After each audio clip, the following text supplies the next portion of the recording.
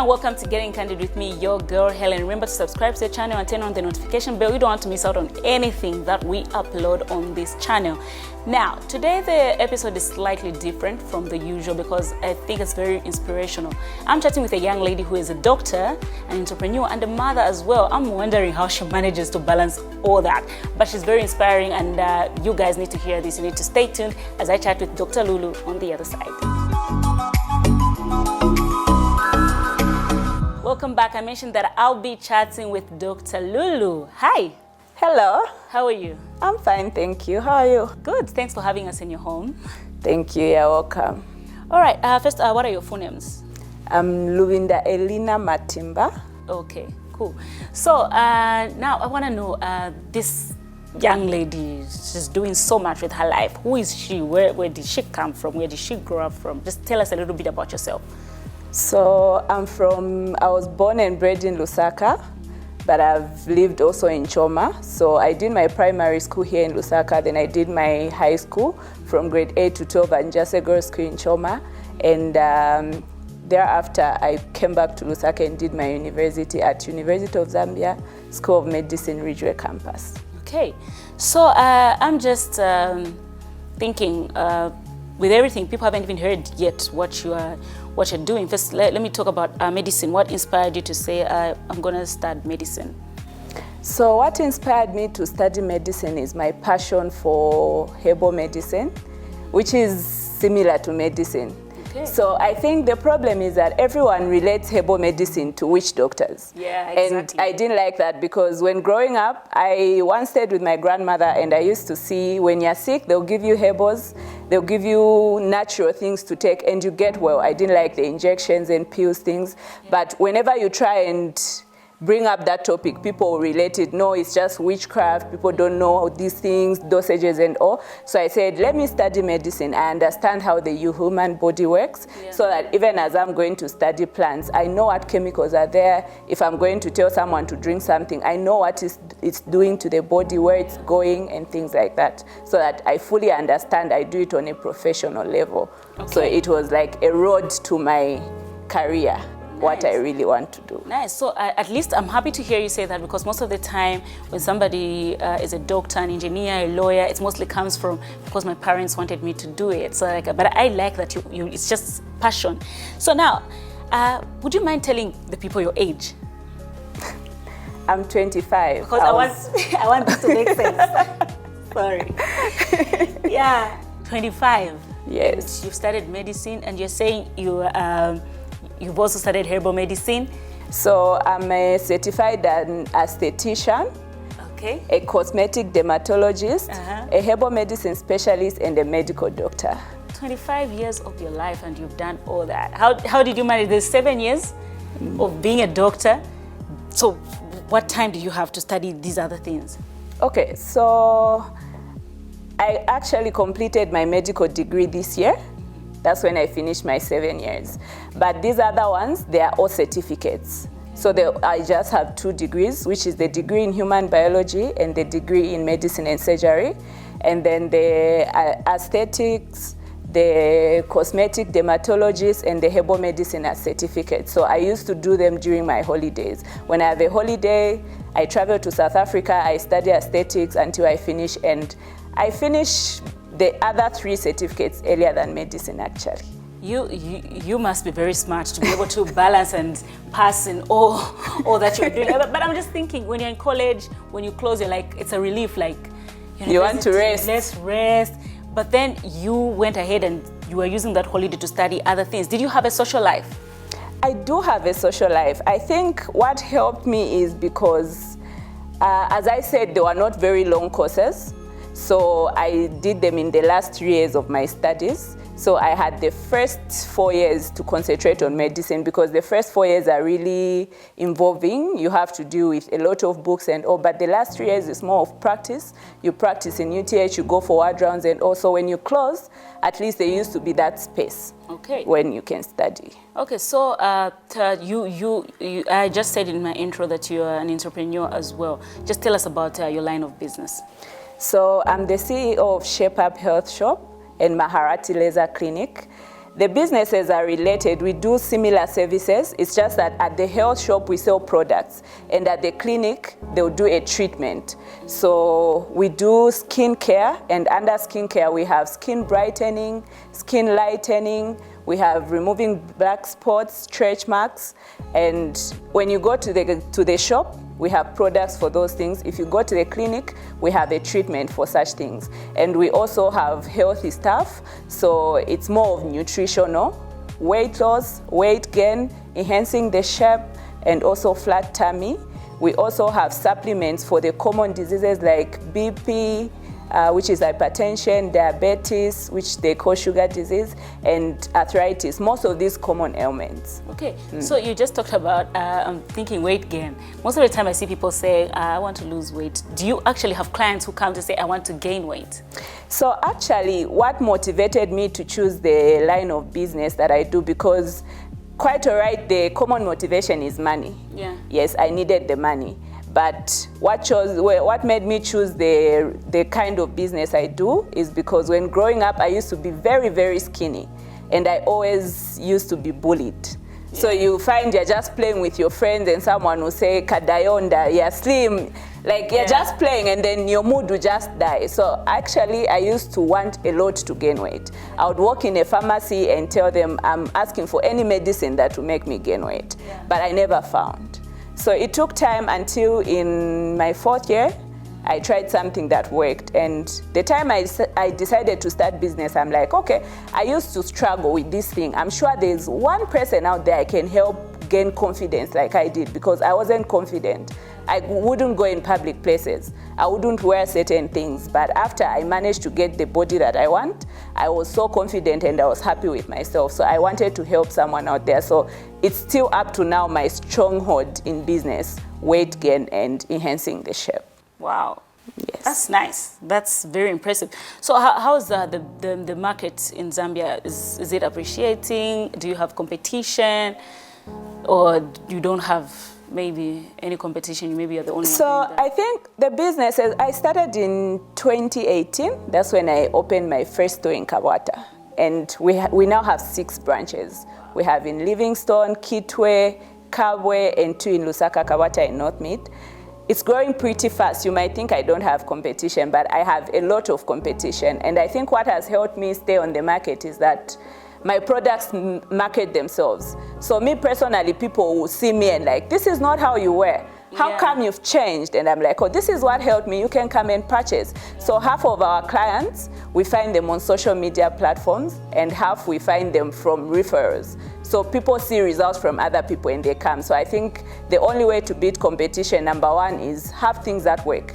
People want to see results. People have the money, but they want results. So as long as they see the results, they are willing to buy and pay. The second one is, I think, not to concentrate on what the competitor is really doing, but trying to figure out a problem in society and solving that problem, because if you're going to look at what your competitors are doing, you're going to be behind all the time, trying to see what they are bringing and you copy. But if you concentrate on seeing what problems are there and how you're going to solve it, you always be ahead of everyone. Have you ever experienced a client who says, I'm not satisfied, I wanted this and you didn't give me what I wanted? And how was that? A lot. It happens. And I can say the products are 80% see results, then a 20% that don't, and which is a huge number. So if you are going to have 100 clients, you deal with 20 who haven't seen results. So we have one of the ways we deal with this is that we have a range of products that do the same thing. So let's say weight gain, we'll have like 3 things that work on weight gain. So because bodies are different and people respond to different products, you find if this doesn't work for you, you try the next one. So the key thing is being honest. When clients come, they just don't buy, they'll consult. So you advise them to say, we think this might work and it works like this. And you open up to tell them to say, not everyone sees results. Some people don't. Some people are fast. Within 1 week, they come, they have changed. Some, they'll take 3 months. It's a whole range. So you just open up and someone, you find that they already understand to say, maybe I might respond like this or that. It's better than lying to say in 3 days you would have changed, because when you tell the truth, someone knows how to expect. So I think people understand when you tell them the truth in the beginning. Okay, great. Let's just take a break. We'll continue chatting after this. Thanks. don't go to another channel.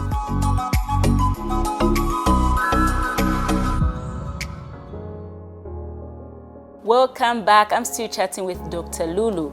Now, when you're telling the story about your business and everything that you're doing, I think somebody may think it's always been smooth.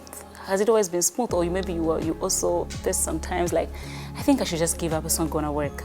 It's not always smooth. I don't know if I've ever thought of stopping, because I really have a passion for these things, but it gets hard, especially the part where it's very stressful. I'm managing all the businesses alone, which means 6 shops. We're opening the 7th branch in South Africa this month, end of November, and 2 clinics. So I have to do what's finishing in the shops, what needs to be bought, where do I buy it? You find with the corona, this side where you buy things, the border closes. So you have to find an alternative. Maybe the alternative, you find it in a different country. You don't even know any shipping agent there. I've actually, when I was starting, I raised some money up to 20,000, and I'm like, okay, now I can grow the business. Yeah. So I found something to order online, because I've been doing business in school up to recently when I completed my studies. So I couldn't travel to go order. I have to order online, and you send money and someone disappears. I've gone to the post office to receive boxes of products with a van. They tell you your things are here, and you expect 20 boxes of something, and you go, you find an envelope saying you've been scammed. What? So ordering things online is up to now, like last week I received a blouse instead of a product I had ordered. Oh, no. So those are the challenges when you're ordering online, and with Corona we've not been able to travel and whatnot, so it's not always smooth, but I think the passion keeps me going. Okay. What would you say, I think obviously there's a strength that you hold that has kept you going. What would you say is your biggest strength? I think my biggest strength is my brain. Yeah. It amazes me sometimes. I'm like, how did I think about this? Yeah. I think most of the things that people find challenges with, I'll just find an easier way to go about it. I think that's how I managed to do a lot of work in school at the same time. Even in school, I was never the girl who's always on books. Yeah. I'll be doing business, I'll be doing motherhood, I'll be doing all sorts of things, and then I'll just study maybe 2 days before the exam and pass. So I think my biggest strength is that I'm able to find easier ways of doing things. Nice. And weakness? My weakness is that I'm a perfectionist. Yeah. I like things to be done in a perfect, organized way. So it really eats me up when I see disorganization. And I think because of that, sometimes I become really hard on my workers and on myself. Because if I say we should do this and we should do it like that, it should be like that. So I think that's a weakness, because sometimes someone should be able to compromise. You wear so many hats. You have to be a doctor, you have to be a businesswoman, you have to be a mother. Motherhood is a whole job. How do you manage to balance all that? Okay, so motherhood, I think my baby found a mother. So my baby stays with a grandmother, because I got pregnant in a really busy year of medicine. So when you ask anyone doing medicine, they'll tell you 4th year is the busiest. And that's the year I got pregnant in. So after a few months after I delivered, I had to give my baby to the grandmother, and he's still with her because I'm very busy. And I think it's safer for him to be with her than to leave him with helpers at home, because now I'm even traveling. Yeah. So the motherhood part, at least I would thank her very much, because she's really been of help. Yeah. Mm-hmm. Then how I managed to balance businesses and school. Yeah. When I was just starting my business, I started when I was in my 5th year of medicine. So I think I was once late for a ward round, and this doctor asked me to say, why are you late? I'm like, I told the truth. I had to do some errands, business, because I have to pay my fees and whatnot. Then he gave me a strategy. He said, that's a good thing to do. Most students just wait for bursary and whatnot. It's good you're doing something of your own. I'll give you a secret that most people don't know in business. And he told me, employ as much as you can. Yeah. The more the production, the more the workforce, the more the production. So I think my strategy is having a lot of workers. It's easier to manage people, to say, you go get this, So the only thing I have to do is the management work, like organizing, ordering and whatnot, but I've got a lot of people on the ground to help. Nice. Okay, the kind of I like how you just tell yourself, I'm going to do this, and you do it. What kind of a home did you grow up from? Is it a home that had a lot of, did you get that from your parents? I would love to know the kind of family that you come from, really. What kind of drive they had? I grew up with a tough mother. Okay. So I had two moms. Okay. When I say two moms, the woman who gave birth to me, and there's the woman who raised me. Yeah. So I was raised by my auntie, my dad's elder sister. I never got to know my dad. He went missing when we were really young. Oh. So the elder sister to dad got us, and she's a tough woman. She's tough, and I think she made me who I am because she's also done well in life. She's outside the country right now. So it was one thing where even if you get out of 10, 8 out of 10, you'd account for the 2 you got wrong in class. Oh. And if she says, when I come back, I should find you've done this, you should have done. So I think that helped. And I was the oldest girl. I have 2 young sisters. I have 1 elder brother. So him being a man is like, the responsibility was on me as a second born. Yeah. So I think that's what helped me. And I grew up with mom alone. She was never married. So I saw how she used to push to provide for the family and whatnot. So I think I grew up in an environment where I don't think a man should be the only provider. Even you as a woman should push. That's true. Okay, so you are very ambitious.